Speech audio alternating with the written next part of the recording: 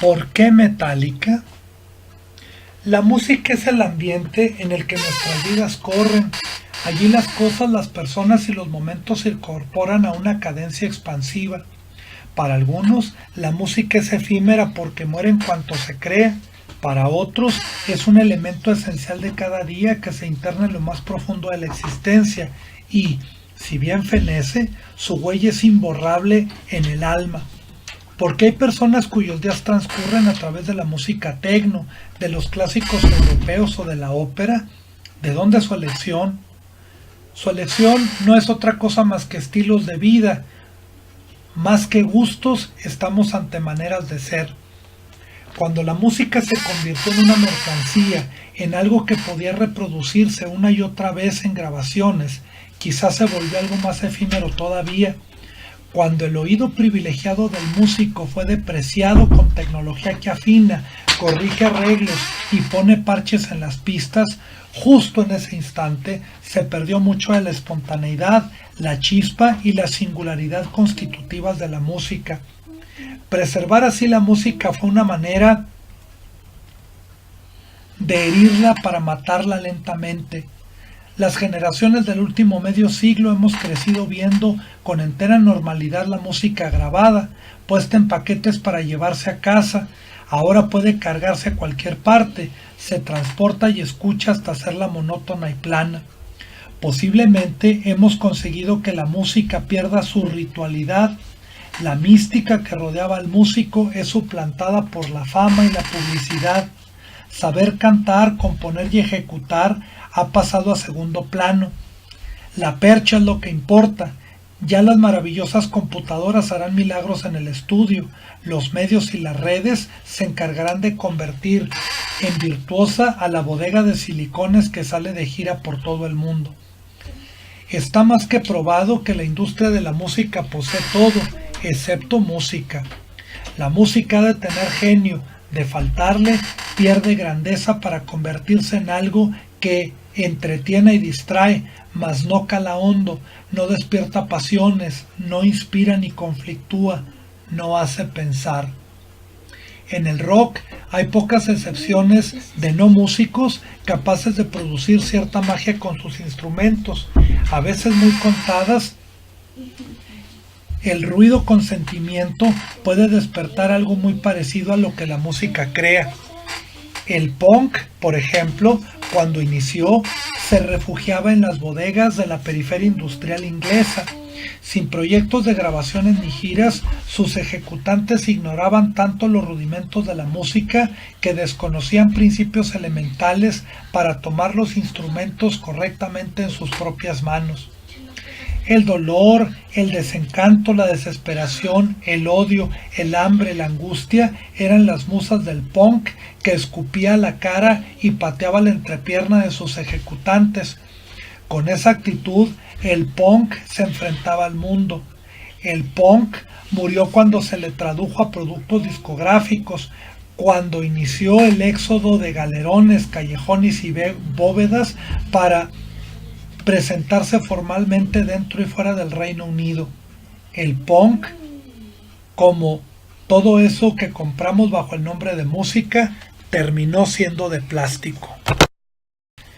El rock recibía los embates de los punks, despreciaban sus formas, su rebeldía institucionalizada, sus expresiones que algún día fueron auténticas, pero con el paso de los años se convirtieron en parte normalizada de la cultura de la posguerra y de eso que algunos llaman la posmodernidad. El heavy metal no era muy diferente, también terminó por venderse. Originalmente salió de los arrabales británicos. A diferencia del punk, bastante de sus creadores sabían algo de música, incluso algunos hasta tenían sólidas nociones de blues y jazz. Por ejemplo, The Wizard, una banda de la que surgió Ed, que luego sería conocida como Black Sabbath, originalmente tocaba y componía blues. Al principio, el heavy metal también comenzó teniendo al hambre y al desencanto de la vida en este mundo como fuente de inspiración, lo que llevó a algunos músicos a internarse en el esoterismo más oscuro, retomando tradiciones paganas de música que acompañaban conjuros, adoptando símbolos anticristianos que se constituían en protesta contra el cristianismo, en especial el anglicano y el puritano norteamericano, dado que ambos eran identificados como los grandes cómplices de la explotación y la enajenación de los estamentos más bajos de la sociedad. El heavy metal es una manera de hacer música muy europea. Pienso por ejemplo en Deep Purple, aunque ellos mismos se desmarcaran del género, en Led Zeppelin, en Black Sabbath, en Thin Lizzy, también desmarcados del heavy metal, y semilleros del metal producido a finales de los años 70, Rainbow y Judas Priest. Posteriormente, los hijos de esta primera generación, Iron Maiden, Grim Reaper y Saxon. En Estados Unidos se produjo cierta réplica con el sabor artificial que allá se le da a todo lo que tocan. Si en Inglaterra las bandas ya se habían vendido, en nuestro continente comenzaron en su gran mayoría siendo un combo de comida rápida que más tiempo tarda en consumirse que en prepararse. Vimos nacer fórmulas consistentes en transvestidos exhortando a la promiscuidad desenfrenada, una mercancía de gran éxito en un nicho puritano en el que el sexo es una de las tantas seducciones del demonio. Hubo crítica política también, pero un tanto superficial, principalmente contra las guerras expansionistas del gobierno de Estados Unidos, denunciando el tratamiento a los veteranos de guerra y siguiendo emulaciones de Wild Pigs Sabbath. También se hizo defensa de los pueblos indios que fueron despojados de sus territorios y posesiones, señalamientos muy civilizados que a pesar de ser recibidos, algunos de ellos con cierta hostilidad del sistema, se les toleraba. El satanismo era otra de las constantes que podía mezclarse con las recetas ya mencionadas. A pesar de que hubo excepciones de esta clase en Estados Unidos, era frecuente encontrarse con bandas cuyos discos presentaban chamucos en las portadas de sus álbumes y letras de sus canciones en las que se hablaba abiertamente de rituales demoníacos. Demasiado vistoso, quizá ni Black Sabbath fue tan evidente. Led Zeppelin por su parte siempre fue sutil, insinuando, mostrando símbolos complejos que requerían algo más que inteligencia y curiosidad para ser descifrados. Acá el satanismo era más hollywoodense, más destinado al escándalo y a la provocación. A principios de los 80s empecé a escuchar hablar de una banda llamada Metallica, un nombre llamativo y poderoso para la época. Sin embargo, el material que producía era difícil de conseguir. Parte de él iba pasando de mano en mano en cassettes cuya fidelidad era lastimosa. La primera foto que vi de sus miembros fue en una revista americana de gran circulación entonces, la Circus. El vocalista era un güerito desalineado de pelo largo y sucio, armado con una Gibson en V y una playera de Motorhead. A su lado, su compañero, un flacucho llevando una playera con algún personaje de los cómics, de pelo ensortijado al estilo de la pequeña Lulú. Cuando una amiga mía vio la foto, me explicó que el tipo dedicaba mucho tiempo y dinero en cuidar su pelo, entonces me pareció ridículo. El French Put bípedo estaba armado con una Fender Stratocaster de color blanco y negro. El contraste del pijo y el mugroso era extraño.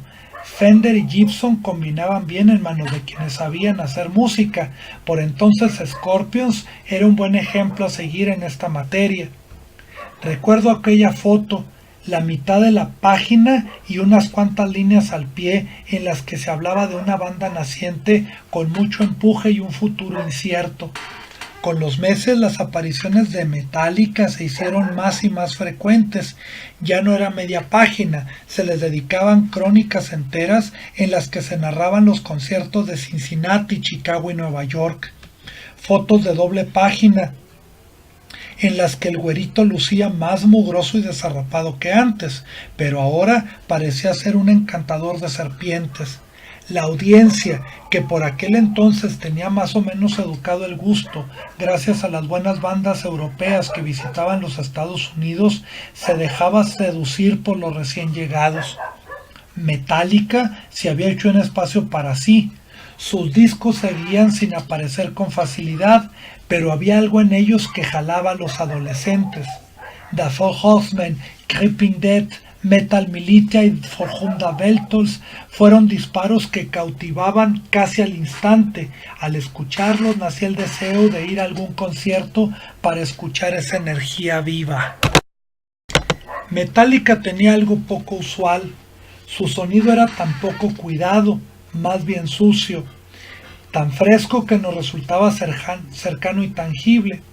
A diferencia del virtuosismo de Iron Maiden, cuyas complejas composiciones, además de ser difíciles en su ejecución, exigían de instrumentos y recursos tecnológicos muy particulares, además de presentar en sus conciertos un derroche escenográfico y tecnológico que hacía casi prohibitiva su presencia en algunos países del tercer mundo, entre ellos México. Iron Maiden estaba muy por encima de sus colegas y escuchas, tanto por el talento como por consolidarse en una verdadera franquicia transnacional con proyección en Japón, toda Europa y Estados Unidos. Metallica era algo subterráneo, al menos así fueron los primeros años. No llenaban estadios ni tenían escenografía costosa y espectacular, se rehusaban a grabar videos promocionales. Sus letras eran políticamente incorrectas y violentas, llenas de rencor y odio hacia cualquier cosa. Ellos no se vestían como rockstars, eran, por decirlo de alguna manera, una expresión de la generación a la que pertenecían.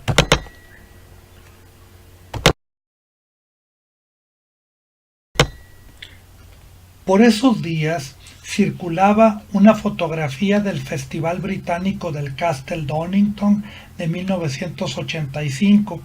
Allí se reunió la crema y la nata del heavy metal. Entonces Metallica fue invitado. La imagen mostraba el suelo del escenario repleto de basura, envases de cuantas bebidas embriagantes se pudieran imaginar.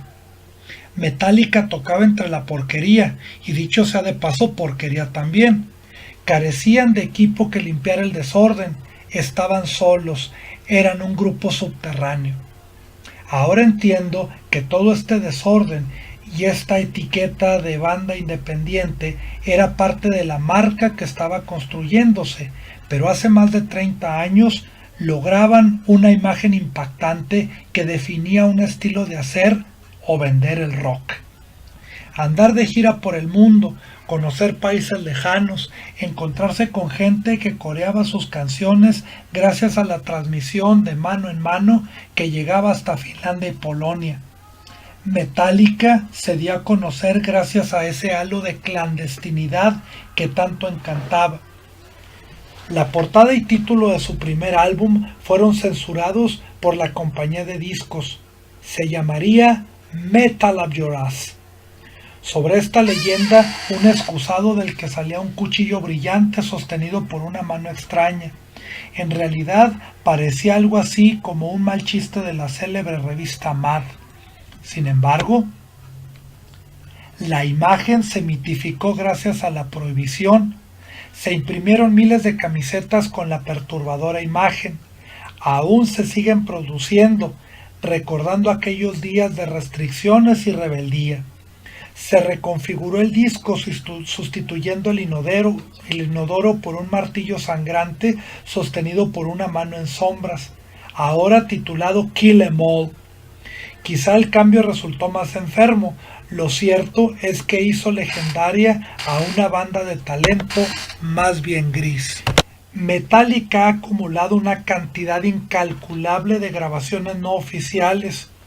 Durante muchos años esa fue la maquinaria que lo catapultó e hizo más interesante su trabajo a los ojos de los fans.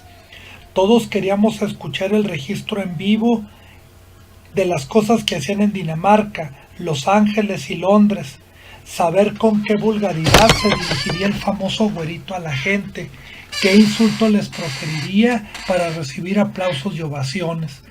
La calidad musical era muy baja y durante algún tiempo se le adjudicó a la mala calidad de los aparatos con los que clandestinamente se capturaba su sonido, pero aún con los menjurjes propios de los estudios de grabación en los que se maquillan las grabaciones en vivo de aquel entonces, todavía se deja ver una raquítica capacidad para componer y ejecutar, un oído deficiente para afinar los instrumentos y un baterista que golpea desagradablemente tambores y platillos, además de adelantarse a sus compañeros con una desvergüenza envidiable. Pero todas esas nimiedades eran nada entonces, revestían a Metallica de espontaneidad, autenticidad y frescura. En septiembre de 1986, Cliff Burton, su bajista, murió aplastado por el camión en que viajaban de gira por Dinamarca. Otro elemento más que contribuyó a robustecer el mito de Metallica. Una de las cosas que más llamaba la atención de nuestra generación es que casi cualquiera podía estar en el lugar de tan admirados músicos. Tal impresión no era del todo equivocada. Cuando se revisan los arreglos de sus canciones, salta a la vista cierta simplicidad, un tanto elaborado para ser punk, pero demasiado monótono para ser buen heavy metal. Cuando Metallica se atreve a hacer covers de otras bandas, siempre juega lo seguro. Echan mano de Motorhead, Misfits o Diamond Head. Cuando abandonaron las alcantarillas para convertirse en una banda super comercial, se sintieron músicos y tomaron los sencillos de Thin Lizzy y lo simplificaron todavía más. Manosearon Thunder Page de Eric Clapton con un cariz muy particular. Con motivo de la muerte de Ronnie James Dio, participaron en un homenaje, grabando nada más que Stargazer, una de las canciones más complejas de Rainbow. Omitiendo teclados y reduciendo la maestría de Blackmore a ruido, con un torpe seguimiento del doble tom de piso que satura y deforma cada compás de la canción, la historia del mago que trepa por una torre de piedra construida por los esclavos para llegar hasta la parte más alta del mundo, originalmente contada a partir de escalas más y más altas, desafiadas con éxito por la voz de Dio, fueron convertidas en escaladoras de gimnasio a las que el aguardentoso güerito no logró subir acertadamente. Los covers que Metallica seleccionaba en sus inicios eran perfectos para su capacidad vocal más bien modesta. Después vino el estrellato, la fama, el dinero y también el supuesto virtuosismo. La alucinación desmedida al extremo de hacer arreglos sinfónicos de sus composiciones monótonas.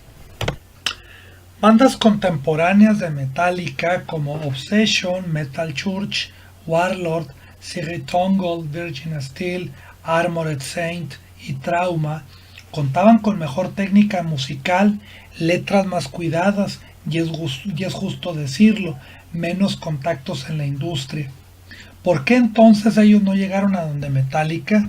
Seguramente por la misma razón que muchos muchachos de aquel entonces que armaron sus propias bandas de garage, es decir, no contaban con la visión para hacer negocios.